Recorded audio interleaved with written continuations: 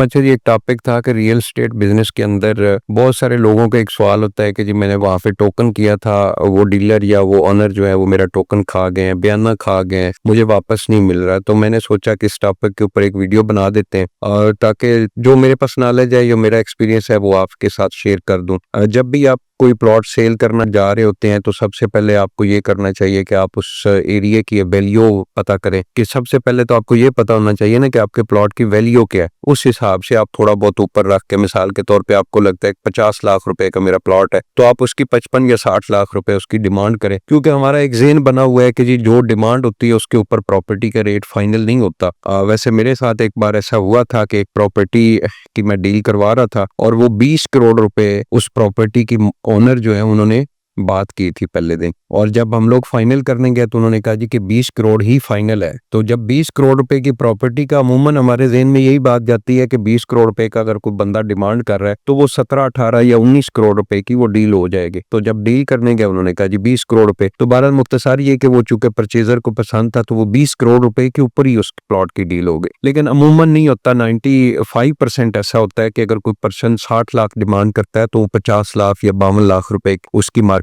Value होती है। तो बहरहाल ये प्रोसेस जब आपने फाइनल कर लिया तो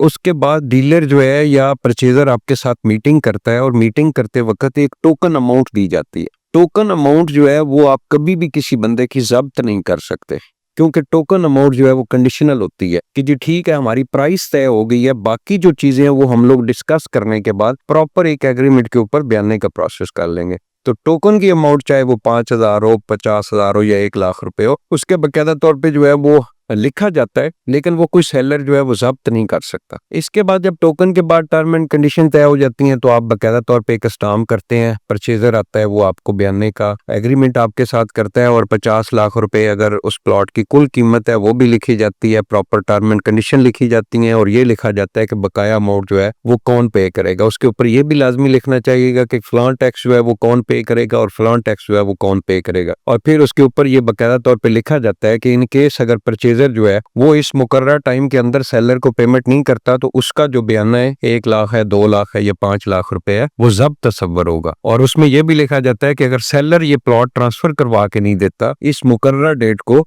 तो ये डबल वापस करेगा। ये सारी टर्म एंड कंडीशन जो है वो तय होती है। बयाने की अमाउंट जो है अगर सेलर बैक कर जाता है कल को तो परचेजर जो है उसको डबल वापस कर दे, लेकिन उसमें भी बाद में ये ऑप्शन होता है कि जी आप म्यूचुअल अंडरस्टैंडिंग के साथ बैठ जाते हैं, 2-4 दोस्त बैठ जाते हैं, परचेजर आपसे रिक्वेस्ट कर लेता है कि सर मैंने आपसे प्लॉट परचेज किया था और मेरे पास पेमेंट नहीं बन रही है, किसी वजह से मैं पेमेंट नहीं कर पा रहा हूं, तो मेरी रिक्वेस्ट है कि आप मेरी ओरिजिनल अमाउंट जो है वापस कर दे। बहुत सारे केसेस में ये भी देखा है कि वो सेलर जो है असूलन सेलर जो है वो जब्त करना चाहे तो जब्त कर सकता है, क्योंकि टर्म एंड कंडीशन के साथ पहले लिखी जा चुकी है कि अगर मैं पेमेंट आपको नहीं करूंगा तो आप मेरी ये बयाना की अमाउंट जो है ये जब्त कर सकते हैं। लेकिन अगर अच्छी बात यह है कि सेलर वो पेमेंट वापस कर दे, क्योंकि उसका प्लॉट को कुछ नहीं हुआ, उसने प्लॉट जो सेल किया था वो प्लॉट एज इट इज उसके नाम के ऊपर मौजूद है, उसकी प्रॉपर्टी को किसी किस्म का कोई नुकसान नहीं हुआ। तो अगर वो वापस कर दे तो बहुत अच्छी बात है, और अगर नहीं वापस करता तो बिल्कुल सेलर के ऊपर डिपेंड करता है। तो इसी तरह अगर सेलर जो है वो किसी वजह से कहता है जी कि अब मैंने प्लॉट सेल नहीं करना, लेकिन टर्म एंड कंडीशन के अंदर लिखा हुआ है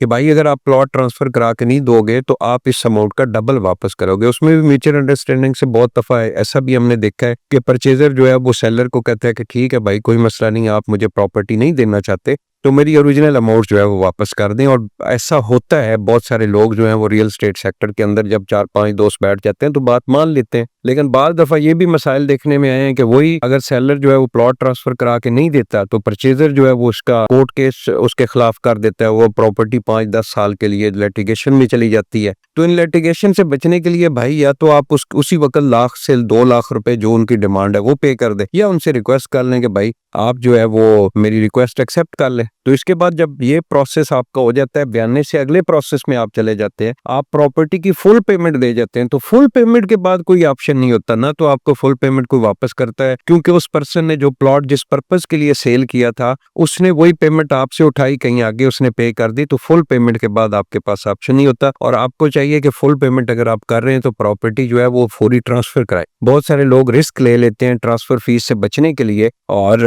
कि जी ठीक है जी हम लोग आपसे एक एग्रीमेंट कर लेते हैं या अटॉर्नी वगैरह का कोई प्रोसेस कर लेते हैं, तो वो नहीं करना चाहिए। प्रॉपर्टी अपने नाम पे ट्रांसफर करानी चाहिए। प्रॉपर्टी वही है जो आपके नाम ट्रांसफर हुई है। बाद में अगर वो इन केस आपने आज अटॉर्नी करवा ली है, बाद में अगर वो पर्सन जो है उसकी डेथ हो जाती है, उसके वारसान आपको वो प्रॉपर्टी नहीं देते, तो फिर आप लिटिगेशन में चले जाएंगे। तो कोशिश किया करेंगे, मैं तो पहले भी कहता हूं कि पैसे वो जो आपकी अपनी जेब के अंदर है और प्रॉपर्टी वो जो आपके जाती अपने नाम के ऊपर है। बहुत सारे ओवरसीज पाकिस्तानी के साथ ये फ्रॉड होता है कि जी वो वहां से पेमेंट भेजते हैं और प्रॉपर्टी कहते हैं अपने किसी अजीज को कहते हैं कि जाओ यार मैं इस वक्त मौजूद नहीं हूँ, आप अपने नाम पे वो प्रॉपर्टी करा ले। लेकिन आने वाले टाइम में क्या होता है कि उनके साथ वही फ्रॉड कर जाता है। वही बंदा कल को पहचानने से इनकार कर देता है या वो क्लेम कर देता है कि नहीं नहीं ये पैसे तो मेरे इस मद में इनके पास थे, तो इन्होंने मुझे भेजे थे, तो मैंने अपनी प्रॉपर्टी परचेज की है। तो ऐसे मसाइल से बचने के लिए कोशिश करें कि अपने पैसे जो है वो अपने अकाउंट के अंदर रखें और अपनी प्रॉपर्टी जो है वो अपने नाम के ऊपर ट्रांसफर कराएं। बहुत बहुत शुक्रिया।